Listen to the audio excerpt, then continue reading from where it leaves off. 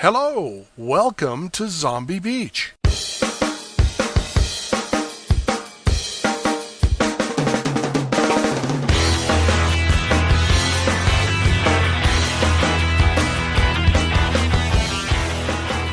Ladies and gentlemen, boys and girls, and zombies of all ages, it is time for another Zombie Beach podcast. With you, as always, is me. I would be Dan Ledbetter.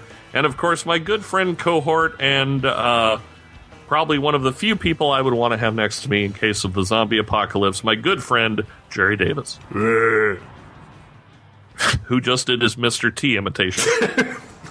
I guess I'm not a good zombie. You got that? I don't know what it is. You've got this. It's either Chewbacca or James Earl Jones burping. Dear. It's not horrible, but it's. It's just not zombie enough. Yeah, you're not a scary guy. I think that's part of the problem. I'm a big fluffy teddy bear. Yes. Hey, so I get this thing. Let's just jump right in. Okay. Because there's a couple things I want to talk about right off the bat. So check this out.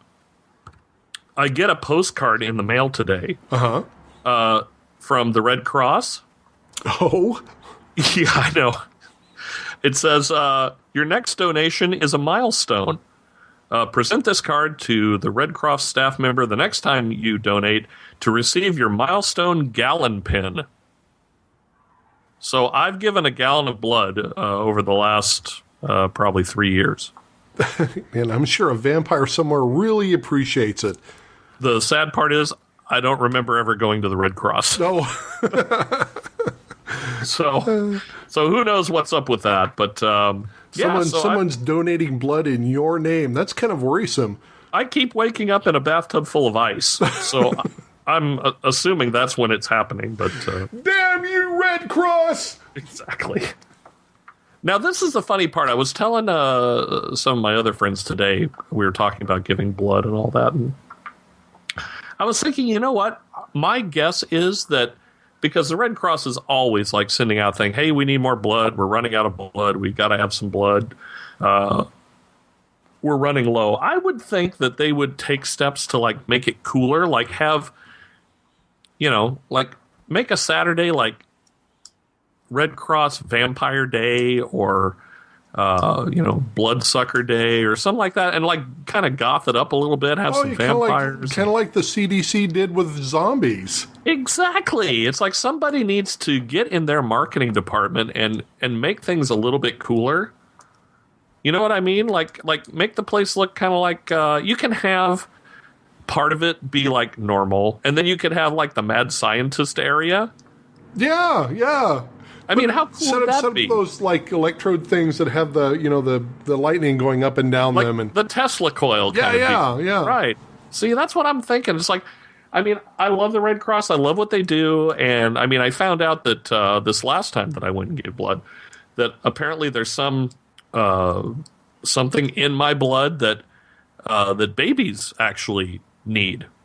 Like if babies are on who need blood, I can donate to babies.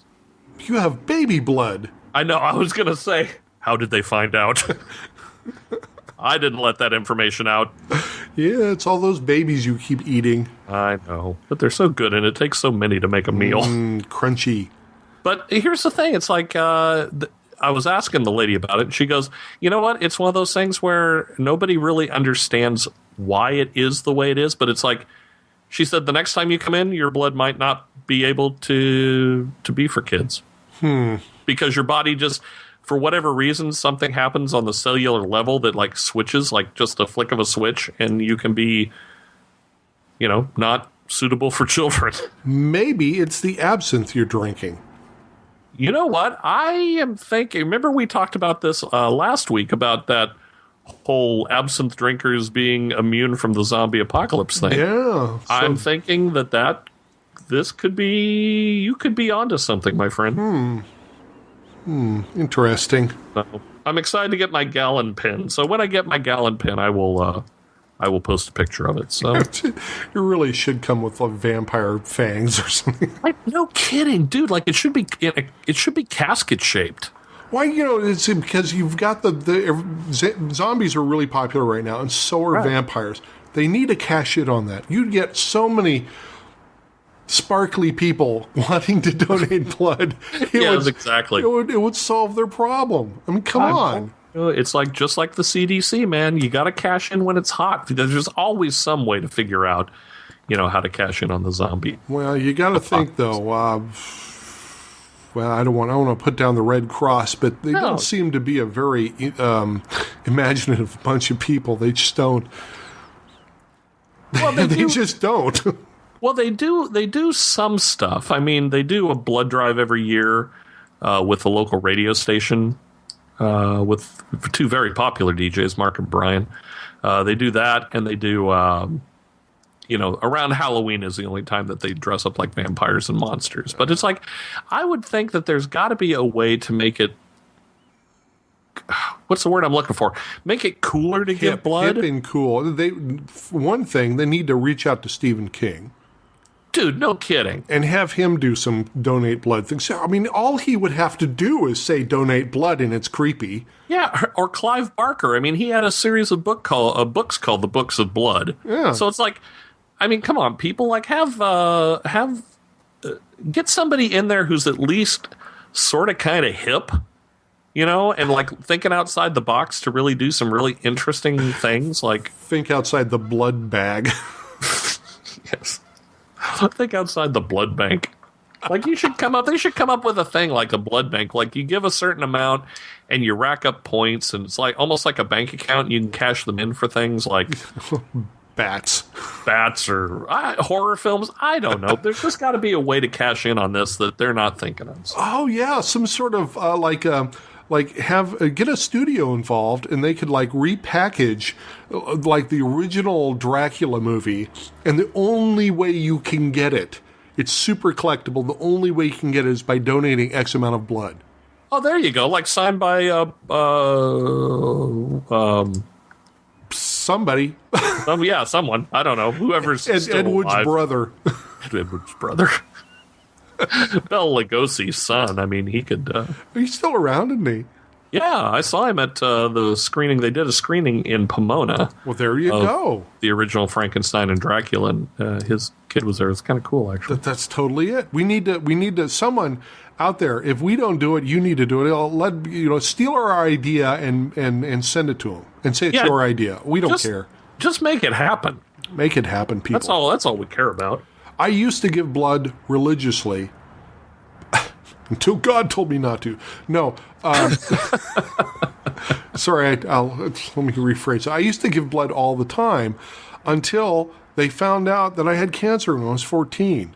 And then suddenly they don't want my blood anymore. Wait a minute. Whoa. This is all news to me. What? That you had cancer. Well, I had that funky... Oh, this was before you knew me. I had a funky thing on my ear. That's why one of my ears looks like it's been punched too many times. I've never even noticed. Oh, okay. Well, that's because I used to wear my hair long to conceal it. Now it's open and exposed. But no, people usually don't even notice. But yeah, one of my ears is not the same as the other. Wow. So you could play that game. Right. And one of these ears is not like the other. Exactly. And I had this fast-growing black blob in the ear, and they removed it, and it was juvenile melanoma. Wow, I did not know. And so now you can't give blood at all? No, but here's the weirder thing. My parents hid this from me. They said, "Oh, they don't know what it was. In fact, it was so weird they sent it to the Smithsonian." I'm like, "What?" And so I believe that. I believe that. No, this is not true. But that's what they told me. They lied to me. And then I was married and in my late 20s before my mom went, "Oh no, that was cancer." Oh, good Lord. I'm like, what? So, yeah. So apparently I'm a cancer survivor, one. Wow. Fortunately, it's never come back. They never zapped me with any radiation. Where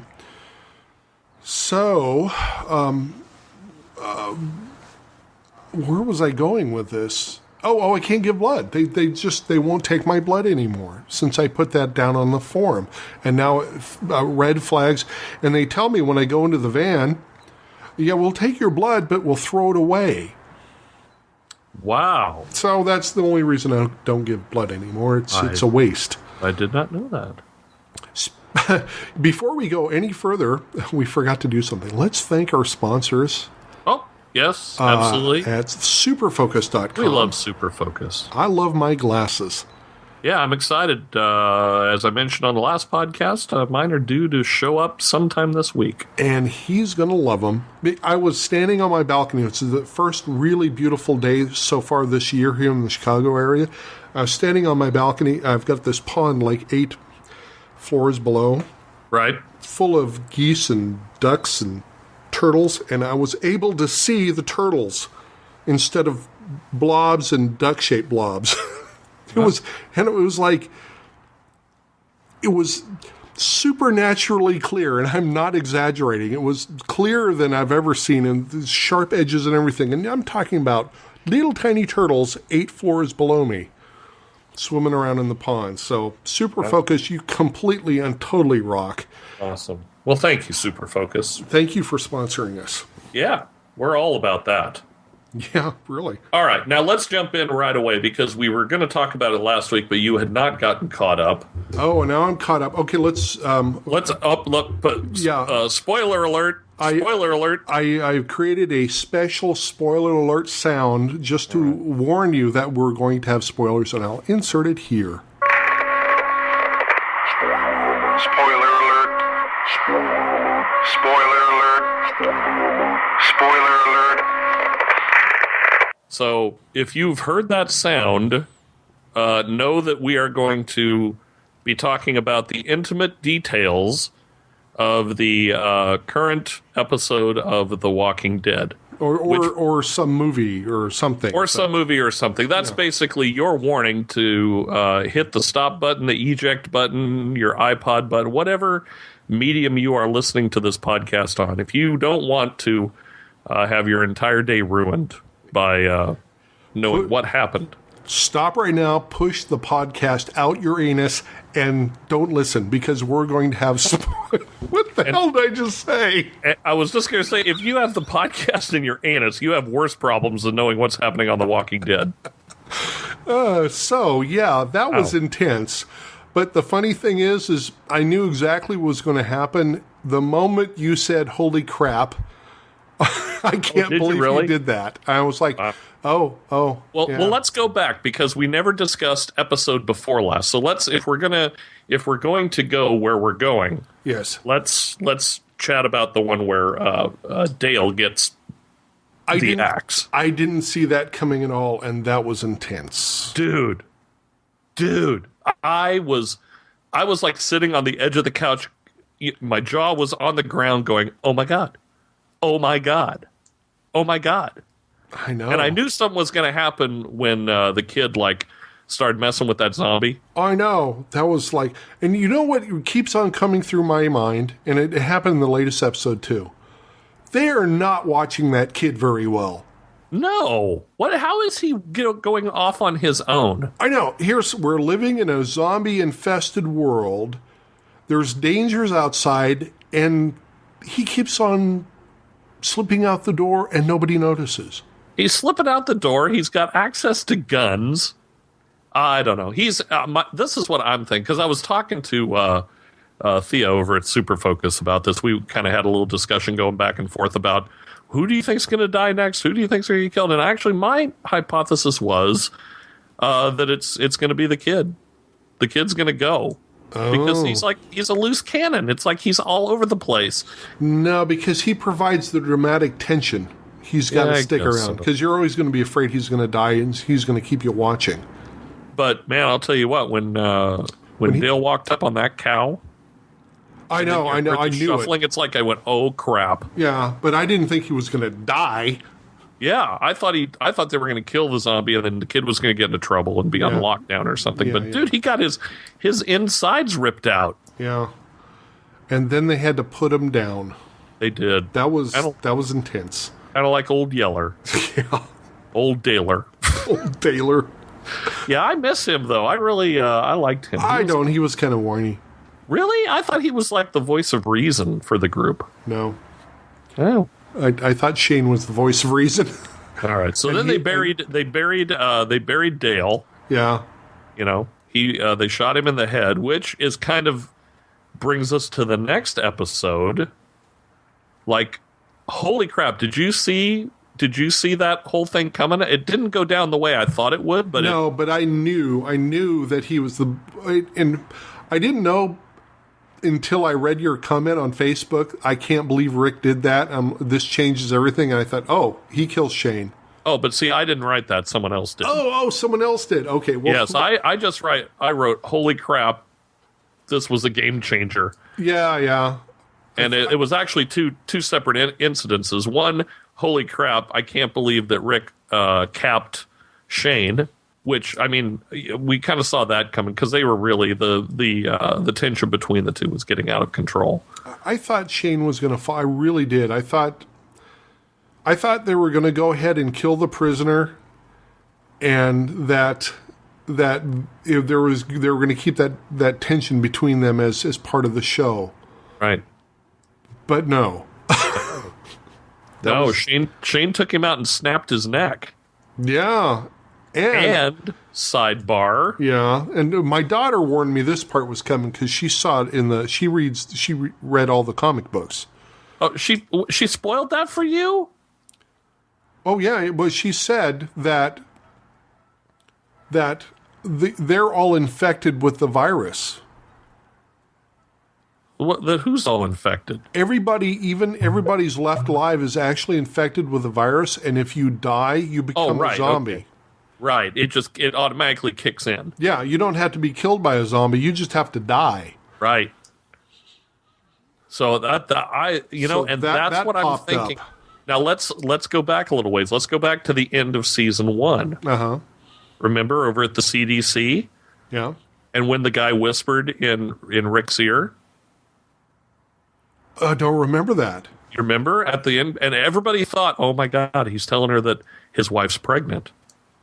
Oh, no, but it was something else. I think he was saying that, dude, there's no cure for this. This is like people just have it and you die and you come back to life. That's how it works. Yeah.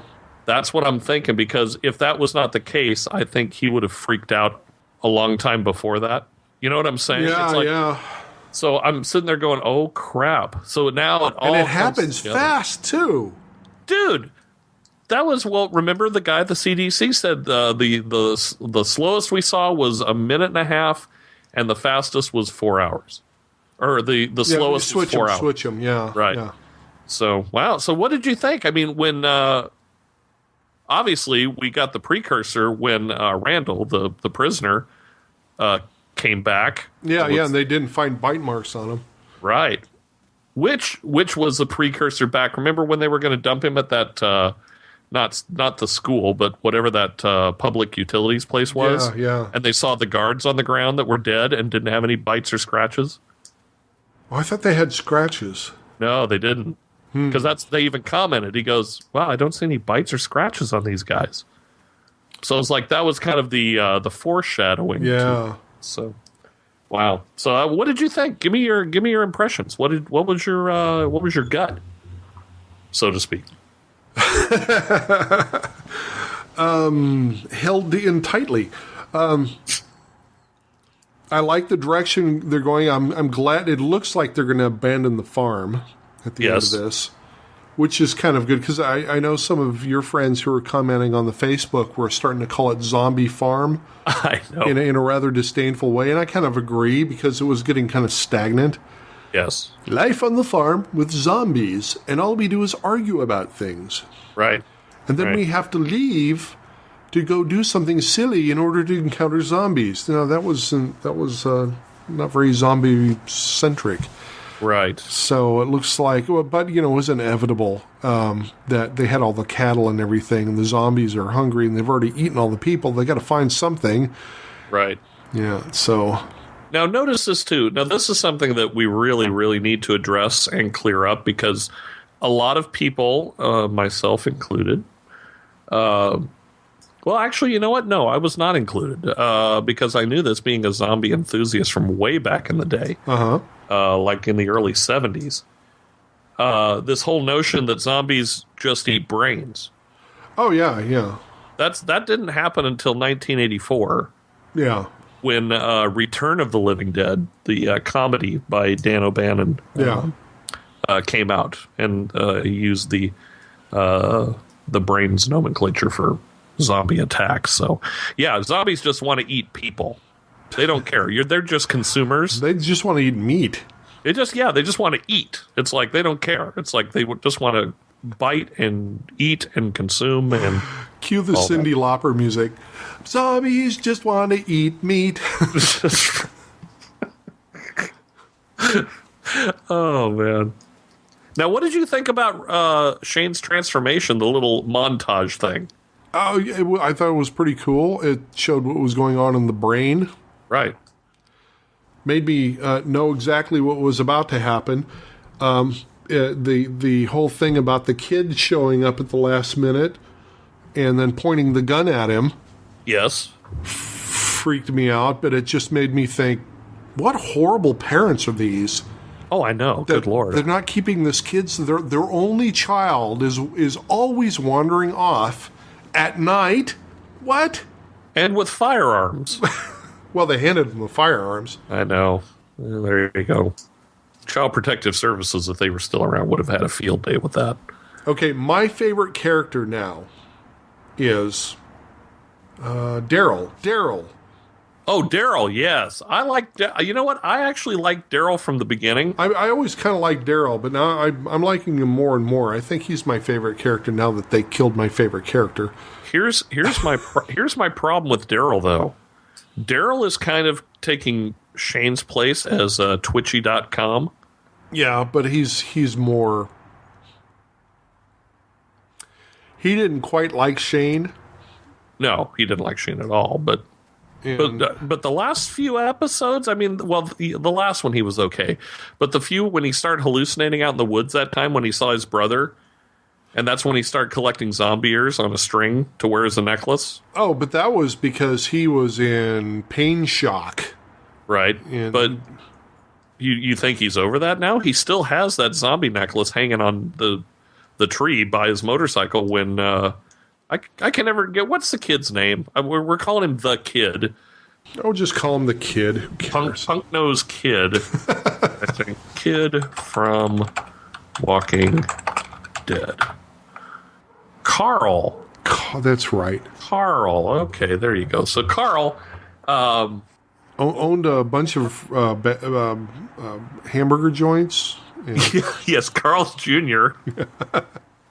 That's how I'm going to remember him now, Carl Jr. Well, this is the thing. Now let's talk about Daryl for a second, because Daryl, we still don't know what happened to his brother. His brother's going to come back. I know. He's still a plot device. Because he only has one hand now. But he's gonna have a chainsaw on the other. I'm wondering. He's guest appearance by our good friend Bruce Campbell. Yeah. This is my boomstick. Now, what do you think? Do you think that his brother is with that other group? Because remember when Randall, make sense. That would make sense. Because he said they were nasty and they raped all those women while the parents watched, and just horrible stuff. And that sounds like something that he would do. Very very interesting. So yeah, so that's we're caught up. We didn't even talk about this for God's sakes, dude. Where did the freaking army of zombies come out of the forest? I know. I was doing so well up until that point. I'm going, oh my gosh, okay. He fired a shot. I understand that attracts zombies, but wouldn't you think that there was someone somewhere would have seen a horde of about 50 or 60 zombies hanging around? Here's that was foreshadowed by in the last episode by what's the old guy's name? The veterinarian Herschel said, "We're bringing you into the house because all these 60 head of cattle are ringing a dinner bell. So they were expecting zombies to show up now. Oh, you know what though? But I remember when they went into town, and that's how they got a hold of Randall. Was there were just a boatload of walkers, cruising around. So unless they're coming that way, I guess I don't know. They could be, maybe. So I mean that part, I was like, I mean it was. They could have come. That could have been the horde that came from the freeway. Remember they were hiding under the cars as the horde passed, and it was like an army of them. That's true. Maybe it's that army. I don't know. There was a boatload of zombies heading their way, regardless. And I thought that one scene was amazing when they pulled the camera back and they panned like to the big giant field, and there's like this horde of zombies like cruising up there. Yeah, right at them, right at the farm too, because when you looked the other way, the farm was behind them. Well, and this is what's going to be crazy is this next episode coming up this Sunday night is the season finale. Oh, great. I know. Dude, we just got into it. They're brilliant. These people, those bastards, they know how to like get your anxiety level up and freaked out, and then the next thing you know, the season's over and we're going to have to wait another 8 months or so. Yeah, they're going to be holed up in the house with zombies trying to get in, and half of them will die, and then they'll end the season. Or something's going to happen. Like, the door is going to break open. Now, remember, too, Herschel foreshadowed and said, I'm going to put a bunch of stuff in the cellar that will keep us okay for a couple days if need be. Ah, yeah. So remember? They'll be in the cellar. So I'm wondering, this is starting, what immediately flashed to my mind when he, well, not when he said that, but then when I saw the horde of zombies out in the forest, was the original Night of the Living Dead. Oh, remember when they all barricaded themselves downstairs, and then the one guy was the sole survivor, and he came out at the end and got shot. So I don't know. Who knows what the hell's going to happen? But it was brilliant. The last 2 episodes were like jaw droppers from the get go. Here's what I don't understand. Why don't they have flamethrowers? Well, we don't know if that other group doesn't, because they said they've got really big, heavy artillery, like machine guns and rocket launchers and crap. Oh. So they might. I mean, I don't know. But it would make more sense. I mean, because they've obviously got propane, right? Now, I guess you could make your own. You could definitely make a flamethrower out of propane. But here's, I love the glasses you just sent me. Yes. I'm putting them on our Facebook page. Walking Dead pint glass set for that zombie beer you've always craved. Exactly. Buy this and earn 275 geek points at thinkgeek.com. Stuff for smart masses. Well, I figure, talking about the Walking Dead is much better than talking about the season finale of The Bachelorette. Probably. Or The Bachelor, what it is. Less of a chance of losing your man card for that, but yeah. So what do you think? So let's take some end of the season bets. Who's going to get off next? Because someone else is going to die. Let's see. I have some. Jessie's read the books, and she said that. Well, did you know in the books Shane dies in the first book? Yeah, okay. He dies way early. Everyone was telling me that in the graphic novels, like they're doing stuff way out of order. Yeah, which is good because it keeps you on your toes. Right. It's like you're going, hey, wait a minute, he should have been dead like, before Atlanta or something. So. But here's, should I put the spoiler alert in again? Well, I don't know if I want to hear it. Okay. Is it going to, am I going to be bummed? Well, I don't know if it's true or not, but it's a speculation. All right, you want to see something very funny, though, by the way? That link that I sent you over at Think Geek. Yeah. Okay. Click in the in the gray area where all the robots are. Okay. And then scroll down to the bottom of the page. That's great. Isn't that amazing? Did you know that would happen? Well, I knew it before, and I totally forgot about it. And then I'm looking at the glasses, and I'm going, oh, man, how many have they got left? And then I scroll down, it's like, brains. On thinkgeek.com in the background, they have a graphic of robots, but if you scroll all the way down, the robots fade to black, and then there's zombies everywhere. That's pretty creative, you have to admit. Okay, so here's my mini spoiler alert All sound. right. Mini spoiler. In the graphic novels, Rick's wife and baby die. Oh, good Lord. So Okay, well, that's in the graphic novel. See, I'm expecting him. I think in the next season, I don't know if she's going to be the next one. I think he's going to lose her, That could very well. and then he's going to have to pair off with a new girl. Well, it won't be the blonde chick. No, there's going to be. Jess says there's some new characters that come in, and one of them has a katana, and 2 zombies without their lower jaw, and I think without arms, on a leash. And she says it's the coolest. It's the coolest character in Really? the whole. That's not the mayor. No, the mayor's a bad Or the person. governor. Sorry, the governor. The governor. She told me about the governor. Okay. But Well, we'll have to find out. This is a cool girl with a katana and sword and martial art moves, and she keeps zombies as pets.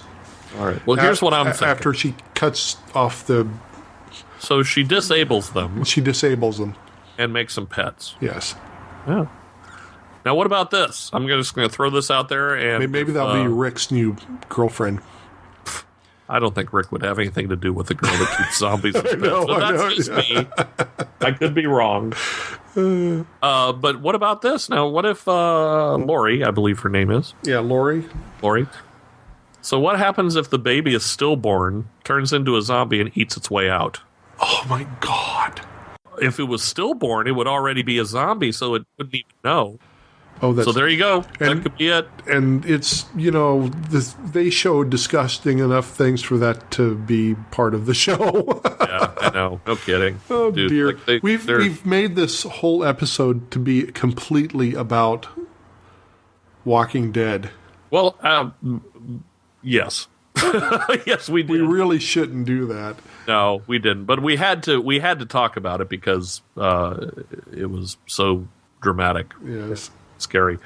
But in other horror-related news, Yes.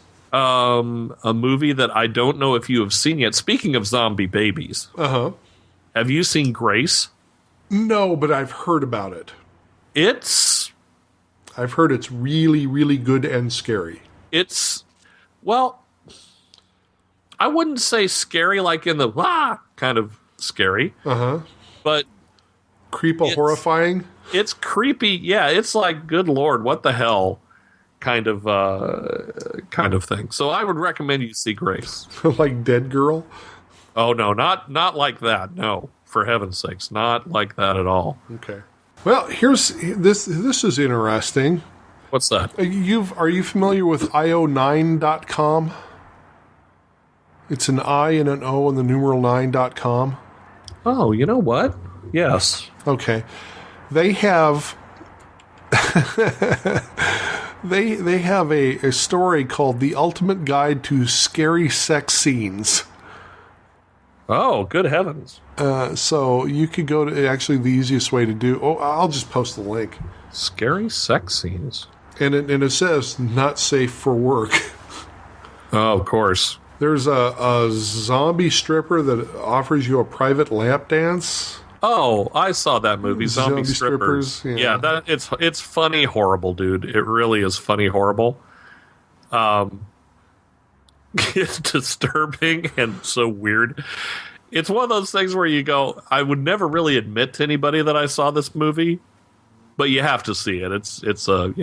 You just have to go there. And there was one called Breeders. An alien monster controls the minds of tons of female virgins, compelling them to come to its sewer lair where they cover themselves with its nasty alien sperm. Because imagine how uncomfortable this scene must have been to film. We've got the actual scene. Yes.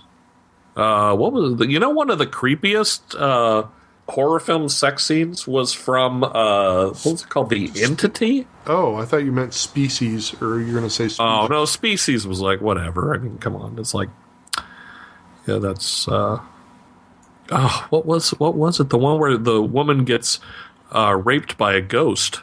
Oh. Yeah, and it's like you can see her like she's pinned down on the bed, and the ghost is like feeling her up, and you can see her breasts being fondled, but she's like you can see fingers like moving around, but there's nothing there. It's really creepy. Oh, I wonder how they did that. I'm assuming they made like a chest appliance. Oh yeah, actually, I'm looking at a still that must be from it. It looks like her head is poking through the bed on top of a fake body. Right. Well, that's a good way to do a sex scene. You don't even have to get naked. And that's an old movie too. That's a very, very old film. Yeah, there have been some like creepy sex scenes. It's like why don't they list them here? It's like they just added the clips. And none of the clips are working for me. No, they're not working for me either. Jeez. But fail. Yeah, bastards. Well, io9.com is run by the same people who do Gizmodo. Oh. I have very low opinion of Gizmodo. Yes, it'd be nice if they gizmodoed something that worked. Oh yeah, it was the Entity where this woman gets raped by a ghost several times. Actually, It's very, very creepy. What else? Species 2, where two of the aliens have sex, and it's really pretty graphic, and then one ends up killing the other one. It's really, really just disturbing and disgusting. And Species 1 was disturbing enough because it had Gandhi in it. It what? The guy who played Gandhi. Oh, Ben Kingsley. I was sitting there going, Gandhi was in that? I don't remember Gandhi was in that. Every time I see Ben Kingsley, I think Gandhi. And so here's Gandhi hunting down an alien. But I really liked the concept of that movie. Here they get this code from outer space of, SETI's been listening, and here's the signal, finally. And they're like, oh my God, it's a DNA code. And so they make it. And of course, it's something because the aliens are xenophobic, and they want anything else out there who could hear them to die because they don't want that is the most plausible alien invasion movie I've ever seen. Yes, absolutely. And I thought that was the only problem that I have with the first Species film. Because, I mean, I love H.R. Giger. I think he is one of the most amazing artists and comes up with the damn creepiest characters in the history of the world. Uh-huh. However, the last 30 seconds of that film looked like the writers just walked away from the script. Like, they got to a certain point, they go, oh, man, what do we do now? How do we end this? What do we do? And they, called the janitor and said, well, why don't you have this baby, eat a frog? it's like, and you're going, oh my God, it was like such a great movie. It had Natasha Henstridge in it, and it was like, it was scary and creepy, and then they had to end it with that, and it was like, oh, please, people. Now I don't know for sure. I'm completely guessing here, but if I know Hollywood, they had a brilliant ending on this, and some Hollywood executive didn't like it and thought, oh, no, the public's not going to like this. Do this instead. And forced them to do it, or just took the movie away from them and filmed their own thing and hired someone's nephew to finish it. That happens all the time. That always happens to, the Python guy who, Terry Gilliam. Right. Just about every movie he ever made gets yanked away from him because they don't like the ending, and they tack on some other ending. Oh, good Lord. And so that is really common in Hollywood. And so I bet you that is why it was like that, because the rest of the movie was brilliant. But if you have this incongruent, stupid ending, it's because some Hollywood executives in some studio tacked it on because they're like, well, if, like I said, they didn't like it or they didn't think it would sell or something. Yeah, I think you're right. And it's sad because, like you said, it was a brilliant film, and I thought it was really cool, and it worked on so many levels, and it just, I don't know. It's like they just got to this point, and it just was like, okay, how do we end this thing? What do we do? What would be creepy and scary and all that? And it turned out to be It's horrible. He eats a frog. I know. Okay, the kid's going to be there, and he's going to eat a frog. So be prepared because it's going to shock everybody. yes. Wait, so enjoy. Now wait a minute. Don't people actually eat frogs? Shh. Yes. Don't spoil my moment. Well, anyway. Yeah. It was. I don't know. So So all that to say, you would think that Hollywood would have come up with. I don't know. That's the thing that I think bothers me about most films. It's like they have like a kernel of a good idea and then try to make it into this gigantic, epic blockbuster film instead of taking the idea, doing a 90-minute film. It doesn't have to be a 2.5-hour Lord of the Rings extravaganza kind of movie. Like we saw with District 9. Yeah. Perfect example. I know we keep harping back to it, but the only reason we do is because it was a good story, well executed, and it ended proper. Instead of, having this great thing and all this stuff, and it's like towards the end you peter out and go, well, what do we do now? Oh, let's eat a frog and call it good. So, yeah. So enough ragging about Species. And Species 2, good God, was even worse. I don't think I saw the whole thing. Well, you didn't really miss much. It was pretty sad. It was another one of those sad movies. The creatures were the best part, in all honesty. I mean, the creatures were amazing, and story not so much. But I guess I've just lost interest in hoping that Hollywood will do anything amazing with a sequel. Well, let's see. I mean, I know we've talked about like the Quarantine sequel, which was much better than the original. But overall, I mean, that is like one of the few ponies when you're digging through a pile of horse shit. I know. It's like you can't. It's like we keep harping back on Hollywood not using original ideas, instead just coming up with things that worked once, or maybe not even actually worked, but at least people have seen. Have they decided that that's safer than coming up with something original? Right. It's very sad. So yeah. So that's my disgruntled movie review for the day. But here's an interesting little tidbit from science that could become science fiction-ish. And this is something that a bunch of people have actually always wanted to see. Russian and Japanese scientists announced last December that they had recovered bone marrow that would enable them to clone a woolly mammoth. Really? And so they're thinking that by the year 2017, they will have a living woolly mammoth. I hope that they succeed. That would be too cool. Well, I hope they do it, and I hope it's like a lap giraffe where it's small enough to where I can like have it around the house. Really? I think that would be brilliant. A lap mammoth. So speaking of animals coming back to life that probably shouldn't, and sequels that I do not have much hope for. So they're coming out with the sequel to the Piranha movie. Why? Oh, but get this. This is where it goes downhill really fast. Were there robots? They're calling it a robo piranha? Oh no, they're going for the cheap sex sells thing. It's called Piranha 3DD. What? They have tits? Yeah, well they did. I mean, there was gratuitous nudity in I thought the fish. Oh, well, they might. I don't know. That's a good point.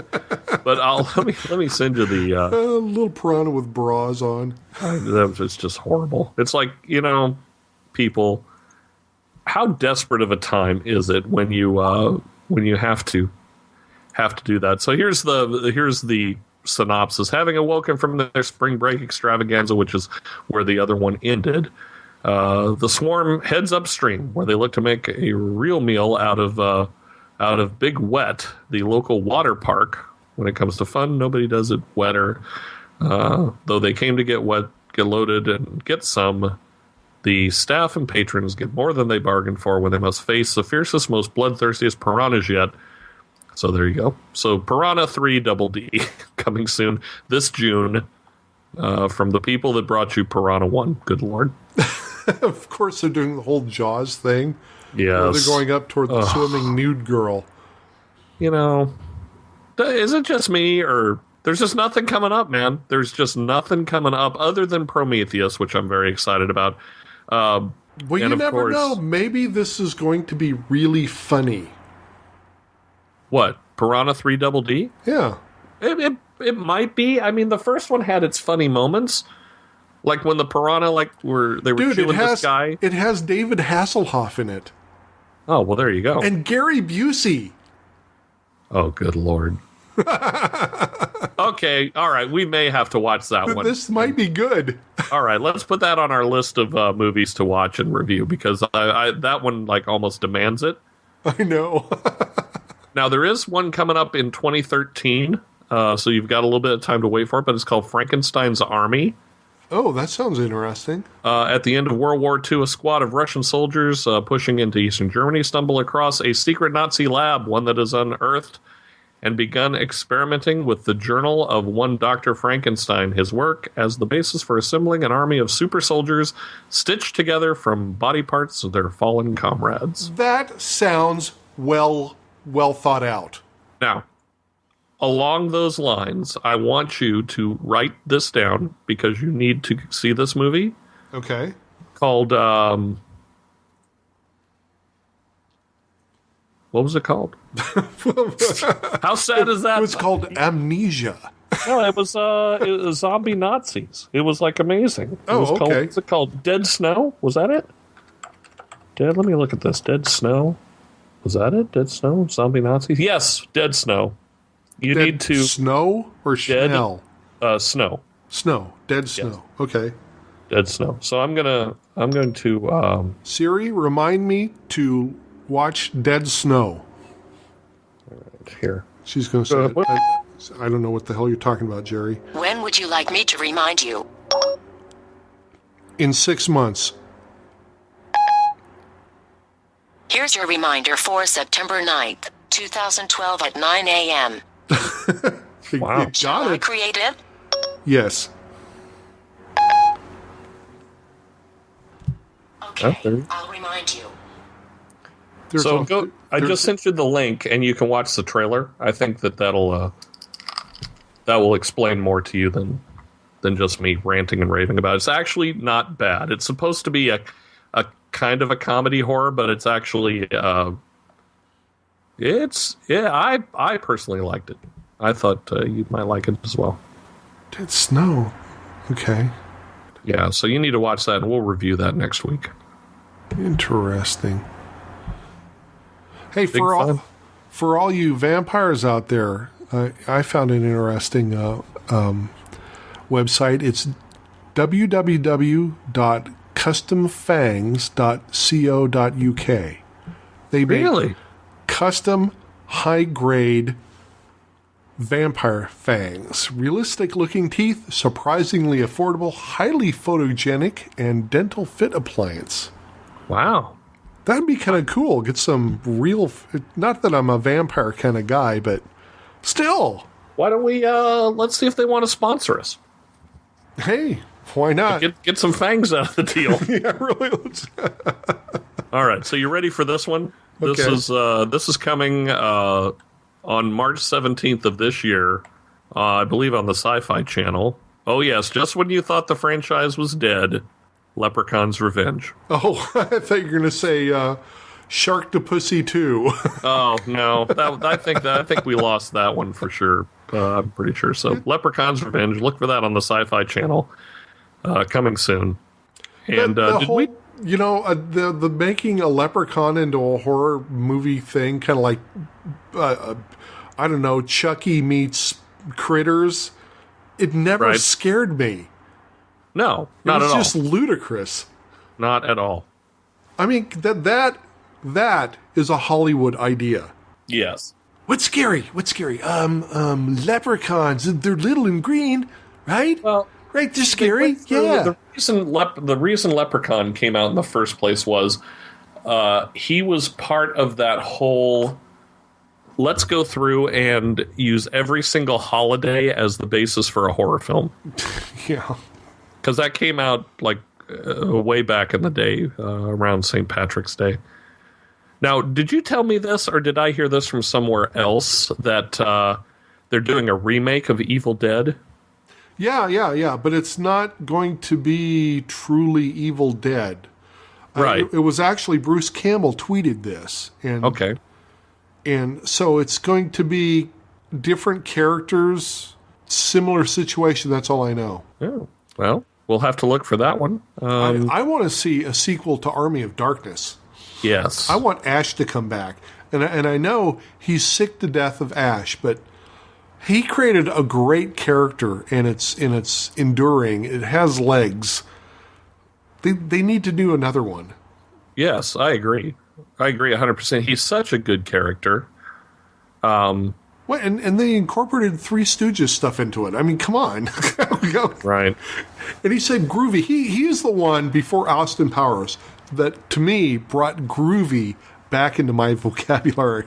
When they had this quick montage where he builds the kind of like the metal bionic hand, right? And he tests it on a it looked like a grail, and he crushes it, and he goes groovy. Groovy. From there on, I was like groovy. I'm going to use that. Now, check this one out. There is a straight-to-DVD release called Night of the Living Dead 3D Reanimation.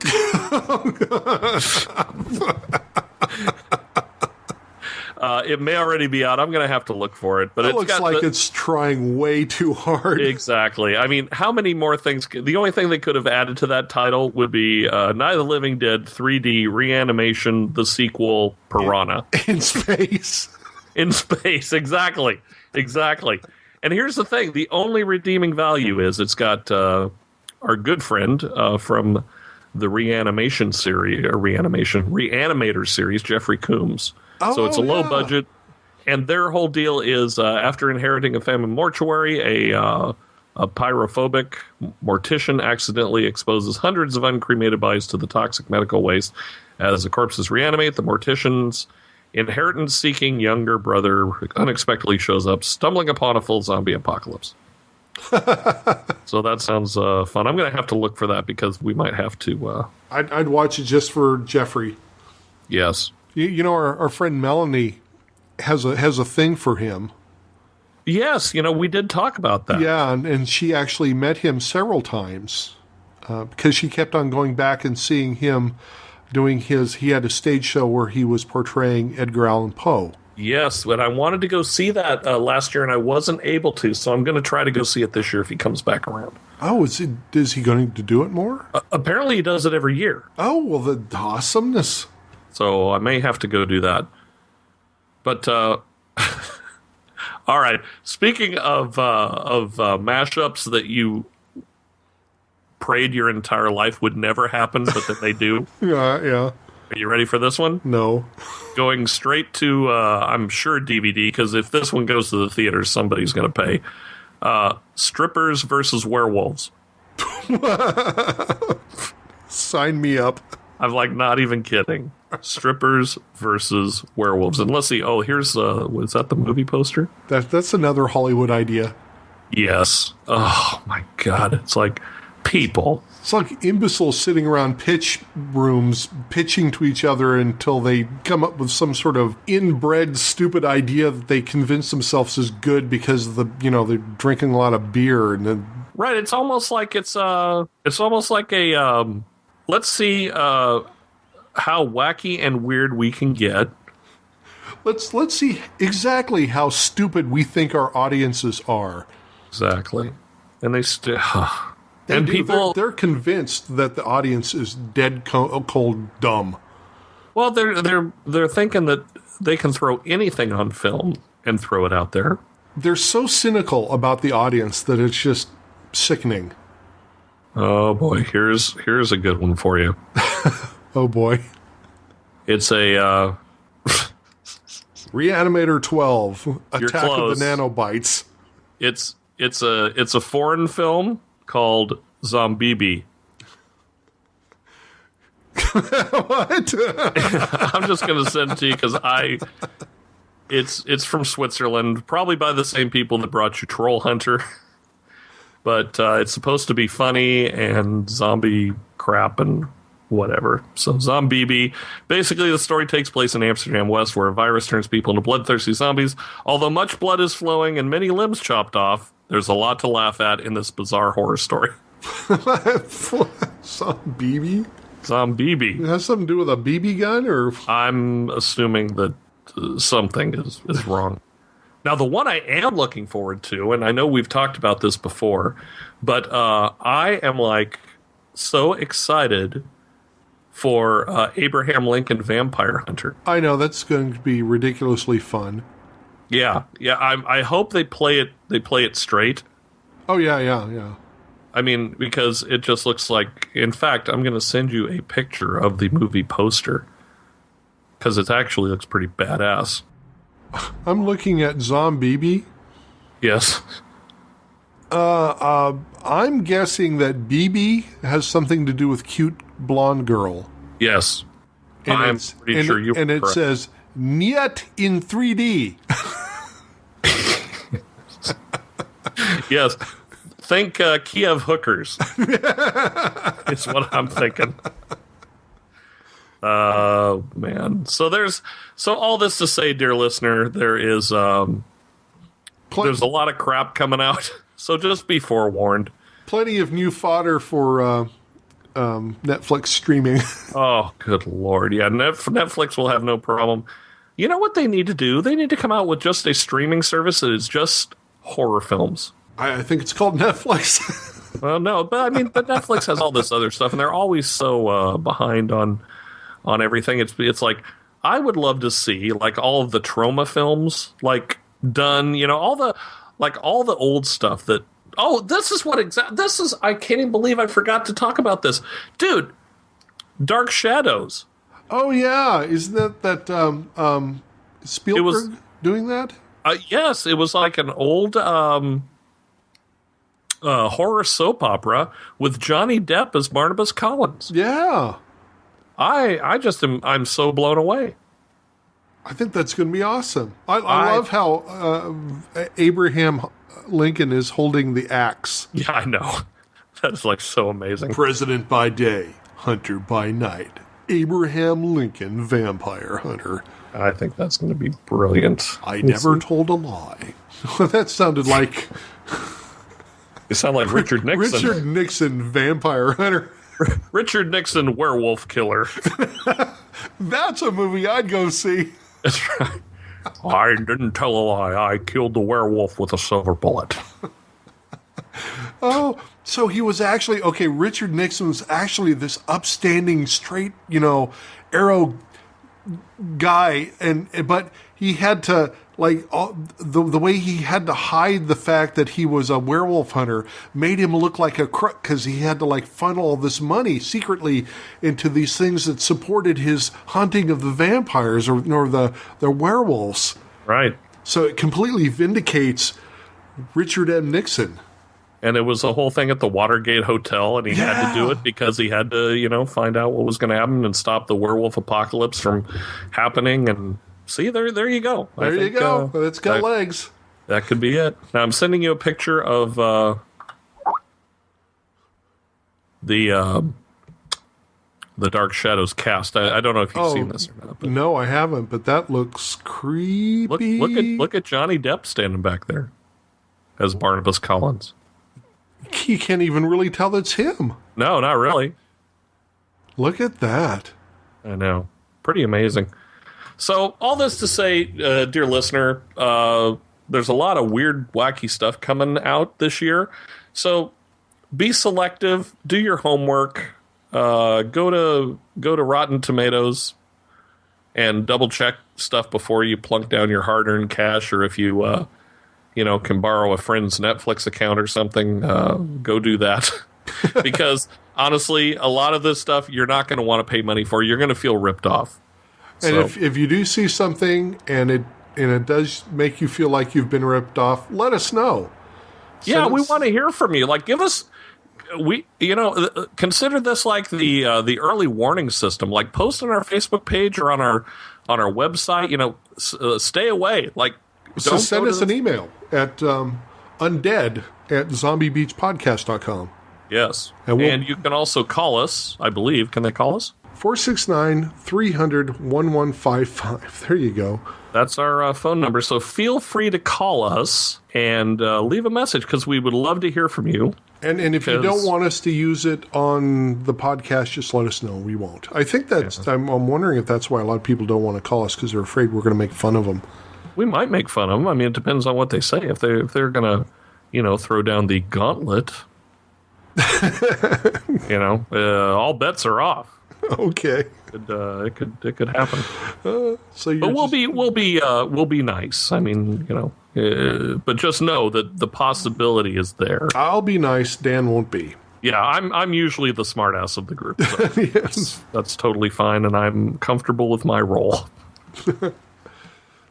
So, do we have any shout-outs we want to do? Because I know we're getting up to that time. We are, as a matter of fact. Let's see what we have here. Not a whole lot. This is the last thing I'm going to say about the Walking Dead thing, because the season finale obviously is this Sunday night, so we will be talking about the season finale next week. We will not make the whole podcast about it.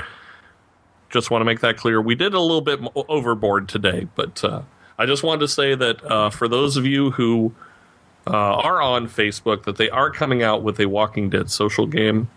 I put the link on our Facebook page, so go check that out.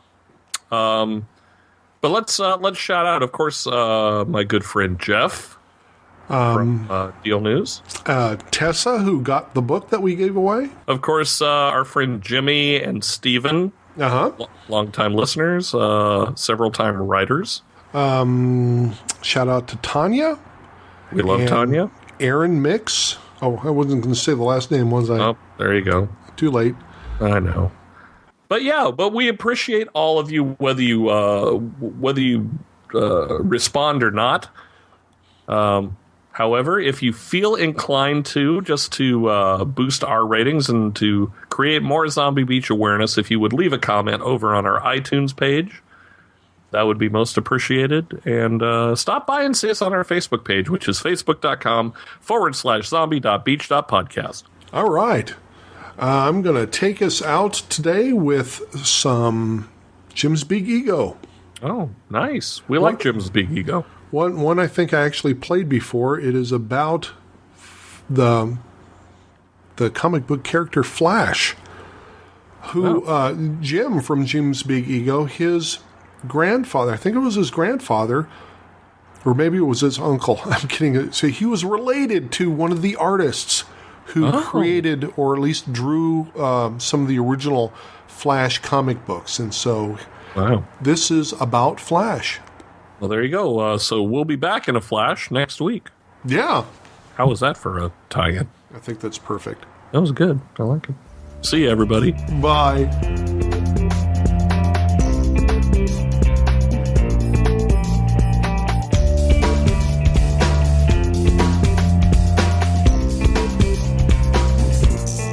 I've got time to think about the beauty of 1,000 variations of the beating of a wing, of a hummingbird suspended in the aspic of the world, moving slower than molasses as I'm off to catch the girl who is falling off the bridge, and I'm there before she knows it. I'll be gone before she sees me. Got my hand around her waist, I pull her back to safety. By the time she knows what's happened, there'll be someone else who needs me, 'cause time keeps dragging on and on and on and on.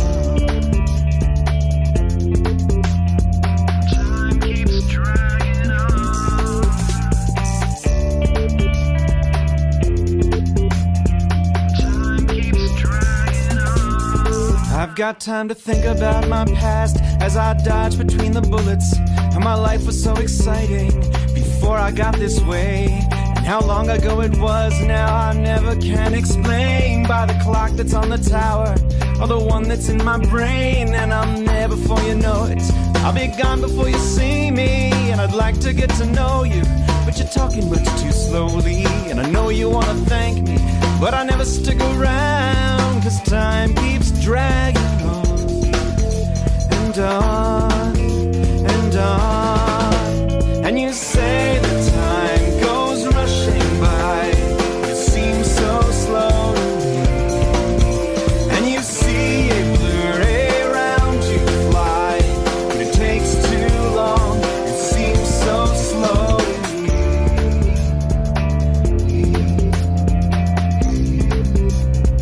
Time keeps dragging on.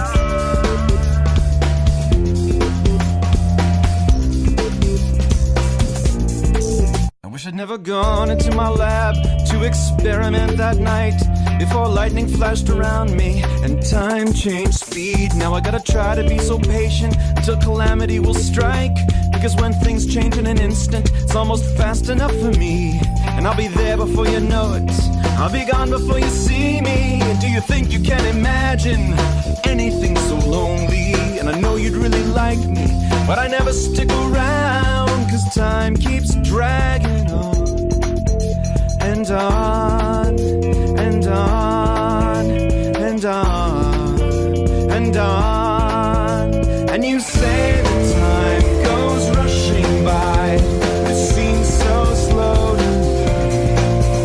And you see it blur around you fly, it takes so long, it seems so slow. And you say the time goes rushing by, it seems so slow to me. You complain I'm gone before you blink your eye, it takes so long, it seems so slow. And you say the time goes rushing by, it seems so slow. And I wanna be there while you laugh or cry, it takes too long, it seems so slow.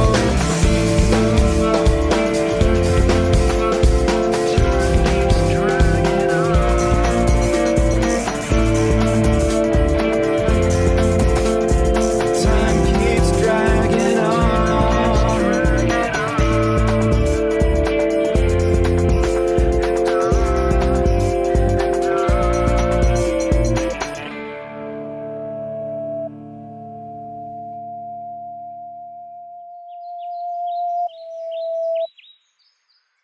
Is that a zombie in your gun sights or a live uninfected person?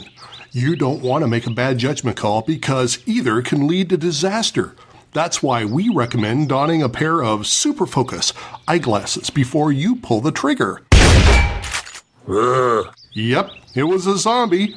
Thank you, Super Focus.